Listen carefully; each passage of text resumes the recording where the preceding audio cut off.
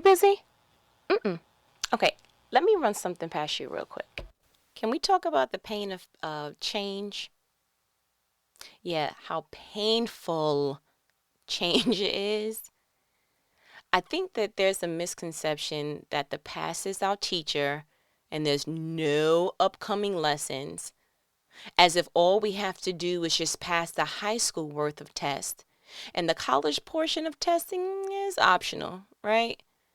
But overlooking these last couple of days that I had that was rough, I think I've determined that I don't think we ever arrive to a level of completion while here on earth.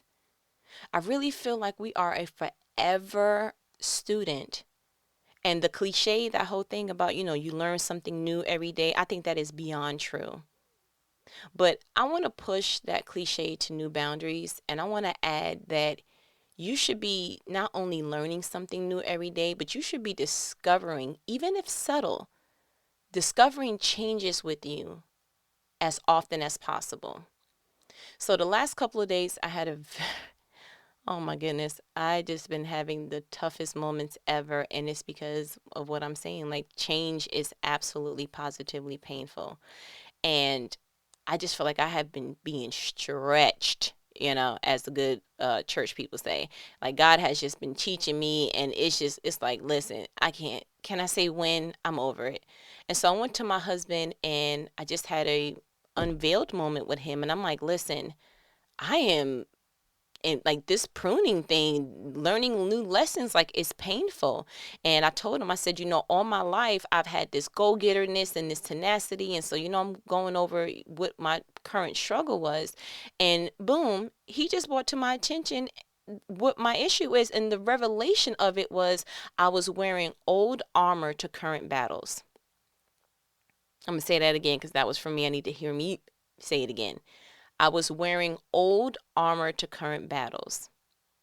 My husband, in all his awesomeness, was able to show me that all the different things and fights that I've had in my life, whether, all my life I've had to fight, all the different things that I've had to face, I had to face it with a level of tenacity and just go get itness and rah, let me at him, because the series and events of my life were truly life or death. And when it was truly fight or flight.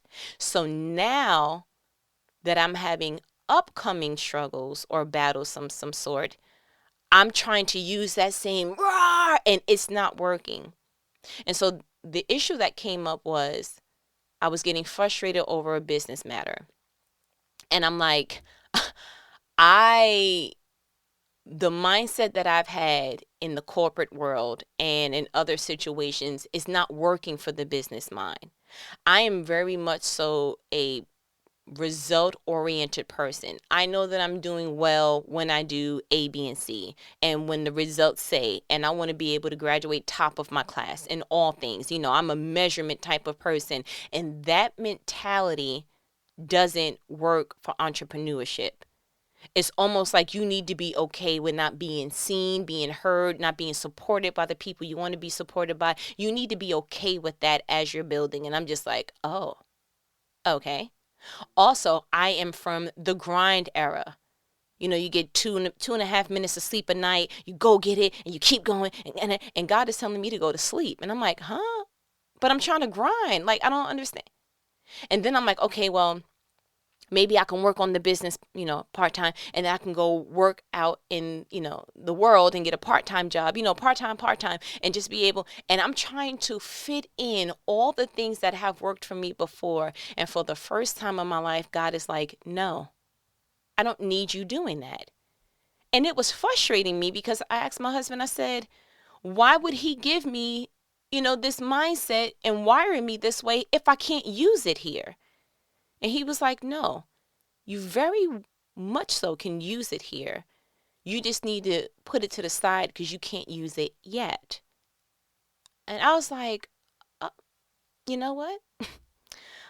So what that equates to me, because I'm visual, it's like you're trying to fit the entire Thanksgiving meal in your stomach now, and That's not what God is saying to do now. He's saying we'll get there, but for now you just need portions, right? You're trying to go ahead and buy the house in your mind that you know that your family needs later on, but you don't understand you'll get there, but can we just do this apartment first? And so for the first time in my life, kind of embarrassed to say this, but I'm learning the art of pacing. And so I literally have to rewire how I think, how I see stuff. To me, things not occurring in a proper time frame was equating to me as if I wasn't doing my part. I am not grinding enough. I am not doing my part enough. And so I was beating myself up. And I'm like, okay, I just need to go ahead and realize that when being taught something new, no matter the age, it is uncomfortable. So, for whatever the reason, and I thank God for it, God brought me to snakes and to want to learn more about snakes.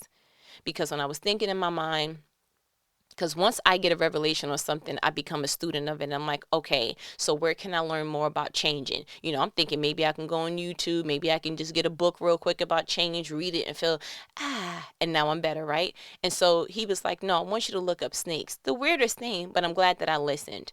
So I went on Wonderopolis, right? And it said, just talked about skin shedding. And it said that snakes shed their skin to allow for further growth and to remove parasites that may have attached to their old skin. As a snake grows, its skin becomes stretched. Now, I don't know about you, but that entire sentence was like food to my soul. I was like, oh my goodness. It felt good to know the human thing that, okay, I'm not alone. And B, I was actually low key very impressed, God, shouts out to you, for speaking to me in a way that that's my language. Now, if you read that quick, you may not get nothing. You're like, okay, I don't get it. But here's how I read it. Snakes shed their skin to allow for further growth. You are going to live a life where you're going to have to be able to shed some things off of you so that you can continue to grow in your life. You see what I'm saying? And to remove parasites that may have attached to their old skin, meaning your old way of doing something, your old friends, your old whoever, your old mindsets. You have to shed that because that is the parasite that attached itself to the thing. And instead of God removing the parasite, instead of God removing your mindset, he just wants you to shed that so he can do a new thing in you. And as a snake grows, its skin becomes stretched, so that he reminded me growth is uncomfortable because it's producing something new in you. Growth is uncomfortable because it is bringing out and birthing something great in you. And so when I read it like that, I was like, oh, because it would just look like, well, God just removed the parasites. Why don't you just wash the snake clean, But God is such a, no, if he's going to put new wine inside, he needs it to be a new wine bag. He is not the God that he's going to do new things in old places. That's not necessarily the way that he wants to do things all the time. That is why he told Abraham, sir, I need you to get up. I need you to leave. That is why when people get married, he said, okay, now the two become one. God is constantly metamorphosizing, changing things in us, and we're not seeing that. Why would he go through the whole process of letting us see that a caterpillar can turn into a butterfly? Why not just give the caterpillar wings offset? Like why? So that it can have twofold. It can crawl and it can fly when necessary. No, but a caterpillar would never be as beautiful as a butterfly, so he needed to do something different. You don't look at a caterpillar and say, oh, beautiful. But have you ever seen, think about the most beautiful butterfly you've ever seen. Have you ever been captivated by a butterfly and the color sequences and the elegance of a butterfly and all the new things? Never once do we look at a butterfly and say, you once were a caterpillar, right? Because we're so mesmerized by the newness that we don't remember the process. And that right there is a word. But we're going to continue on with snakes. So I went ahead and, I'm starting to really get familiar with Quora.com, Quora. I'm just, becoming one of the officials there. I stroll the neighborhood from time to time, right? So I looked up snakes on that as well. And the question was, how long does it take for a snake to shed its skin? Because, most of the time when you're going through something uncomfortable, you cool, but for how long? We want to do labor and delivery in 15 minutes tops, sir. How long is this going to take? How long is it going to take to lift these weights before I see some muscles? How long am I going to have to keep eating like a rabbit before I see some weight drop? How long am I going to have to keep coming to work early so y'all can promote me? Like, how long, right? And so I went ahead and just jumped to the chase because I already know the human mind. I'm like, okay, how long does it take? And do you know it said snakes shed their skin quite often? The average snake will shed its skin 2 to 4 times per year. Pause. You can't just shed me one time, sir? It's 2 to 4 times a year? What? Why that quota? Why we got to keep? Okay, let's just continue to read on. This average varies with age and species, however. Young snakes that are actively growing may shed their skin every 2 weeks. Oh. So what you saying in the spirit realm, and this is how God talks to me, the younger and more immature you are in an area, the more frequently he sheds you. Oh, the more immature and weak you are in an area is how often he's going to make sure that you are a changed creature. Okay. So when you start to feel, like I had this week of like, I can't take not a near another lesson. Can we go to recess? Please, God. It's time for recess. Please. Just let me scrape my knees up because this is painful, right? Do you mean to tell me that he's doing that because you haven't gotten the lesson yet? And the way that you're wired, aka your species, I need to teach you consistently so that you can mature out of this particular area. And I was like, never seen snakes like that. Oh, but it doesn't stop there. So I went the extra mile because, again, I'm human and I had to look up the question, do snakes ever stop shedding? I'm trying to see, when does it stop, sir? And according to reptileknowledge.com, a snake will shed its skin as long as it's growing, and snakes grow all through their lives. Thus, a snake will never stop shedding until death. I said, I'm finna throw the phone. Now, in the human state, I'm not gonna fib. I looked at that like forever, ever, it's not gonna stop at all. And what God showed me was, when I had to read it again, it said snakes grow all their lives. And I was like, ooh, I caught that, God. Thank you. What he was trying to say to me is, if I have it where a snake grows all their lives, follow me. You following me? If I have it where a snake grows all their lives, what more do you think I'm going to do for a human being that is after my likeness? How dare we think that we just get taught a lesson or two and then God just leaves us alone? Oh, no. He made us in his image. He has a lot banking on us. He has a planned purpose for our lives. There are certain tasks and assignments and things that has to come to pass through us. So if we can look at the fact that, man, a snake only sheds when it's growing and it grows all the rest of their lives, then listen, if you're shedding, you're growing. If you're uncomfortable, you're growing. And just know and have the mindset, I'm going to be growing the rest of my life. That should really say something. That should really resonate with you, because it did with me even reading it again. And I read it before I called you, but now speaking to you again, I'm like, I'm going to look at shedding different. I'm going to look at being stretched different. God just showed me it in a snake, and I looked and I said, I know I'm far more important than a snake. Shouts out to God's creation, but I'm made in his image. The Bible calls me his masterpiece. Like literally, he waited to create us last because it was the most important. The reason why he created this whole thing was for us. And so don't we dare not think that we're just supposed to, go through a few things and that's just it. And it's just every time I look around, something's happening, and the devil is busy, and we get into this grumping stage, and we're missing the whole point.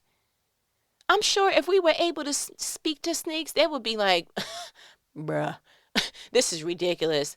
No, like we shouldn't, like, again, sir. Yeah, it's happening. I'm sure they probably are murmuring and doing all kind of things, but missing the whole point. You're growing. God is doing something awesome in you. No other species sheds into a new creature. The butterfly does it one time. Caterpillar, boom, butterfly. Have a nice day. Go ahead. Cuckoo. Okay, bye now. Right? But to have it where your life is you're just consistently growing, consistently being stretched, I really feel like we owe it to ourselves to see, okay, listen, if I have multiple times to be a butterfly, then God, you know what? Sign me up. I'm with it. If I can't avoid it, I might as well stop going ahead and murmuring about it. You see what I'm saying? Like, we have to get to a place that we really understand He's doing something new in us. And we can't just keep, like my husband was telling me, don't wear your old armor, to new battles. Don't wear your old skin. Can you imagine a snake trying to go back and get their old skin and take it with them? You know how ridiculous that will look? Do you know how ridiculous it is that we try to go ahead and prevent from changing, prevent the pain and the discomfort that comes thereof? Like, we really need to understand with the whole shedding thing. And this is what I needed to hear from me. That God gave me what was needed in those prior seasons to survive, but I don't need that type of armor anymore. I don't need that skin anymore. You see what I'm saying? The walking shoes that helped you as a toddler, it's not going to help you as a teenager and adult. The street smarts that you needed in a rough neighborhood when you were growing up, whatever, you don't need that in the new extremely low crime area that you currently live in. I remember one of my elders in a prior church, he was saying, he used to be in a gang and, he had the rough come up and all that other stuff. And he said that every now and again, he can start to see that kind of comes out, like he's watching when he's parking, and who's around his family. And he said God had to tap him on the shoulder and was like, sir, you don't need that no more. You needed that when you were living that particular lifestyle. You needed that because you wasn't supposed to be in that lifestyle. But those were the survival instincts that you needed for that particular season. You don't need that here.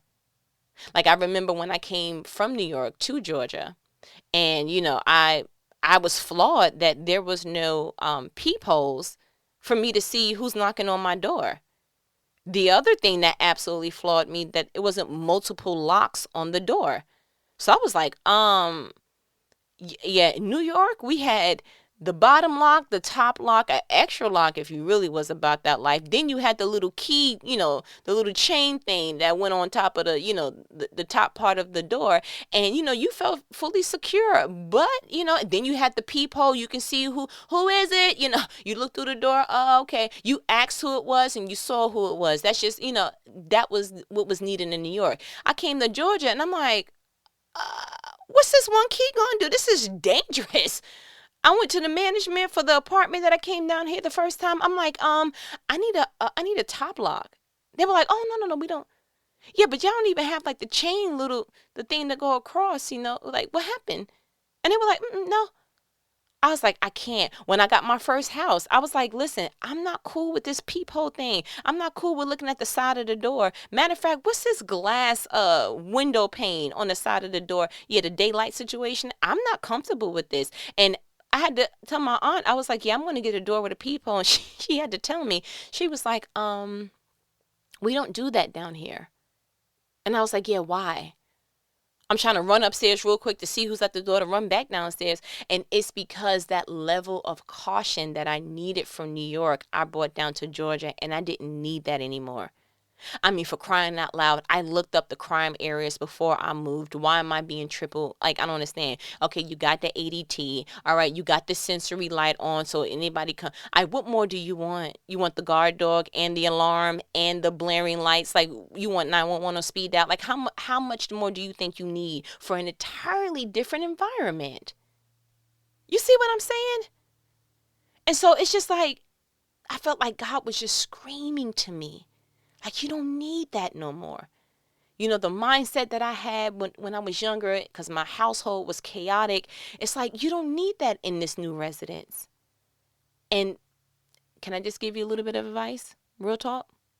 Maybe you've been as tired as you've been in your life because you've been carrying too much armor for far too long. It's getting heavy because it's been long enough. So can I challenge you real quick? Can I challenge you to shed the armor that is no longer needed? Can we go ahead and just really assess our lives and say, you know what?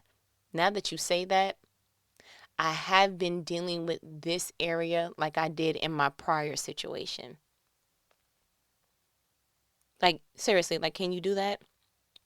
Can you be brave enough to see that, yeah, that didn't work? It's not working in this new area. Like, can we just look the fact, like, when David went to go fight anything else when he was a king, he didn't need the pebbles and the slingshot anymore. So what he used to defeat Goliath, he didn't need that anymore when he fought in the future. Can we just really be honest and assess ourselves and say, okay, you know what? Yeah, I've been using the slingshot again. And that's why I'm feeling defeated, and that's why I'm feeling beat up, because it's not assigned, it's not for this particular season. Can we do that? I promise you, once you start to look at it in that lens, you're going to feel exactly how I felt. And I just felt this huge relief come over me and say, okay, just putting it all into perspective. I'm being stretched, and I'm stretched because I'm growing, and I'm growing because God's doing a new thing in me. And God's doing a new thing in me because I was made in his likeness. And if he did it for snakes, he's going to do it for me. And maybe I'm using old armor in places I don't need it no more. And maybe I need to remember that I'm becoming a butterfly over and over and over again. And if he's taking that much time to beautify me, then I'm going to go ahead and be okay with the process. And this mic drop. Like, really hone into that. If you need to come back to this conversation, then go ahead and do so. But I honestly feel I don't even want to push this conversation no more. I want you to rest in that. Rest in that. And let that just mutter over and over and over in your mind and in your inner parts, and just get into the habit of just looking at change and being stretched. Look at it differently, please, for your own sake. And I promise you, you're going to love each butterfly that you become. You really, really will. So, these are thought-provoking conversations. I feel and I'm confident that God gave you exactly what is needed for you to do what you need to do. And I want you to go ahead and apply it. Apply it and make sure that you're really, really, really just understanding these lessons and say, okay, God, because remember, we said we're going to be life-provoking now, right?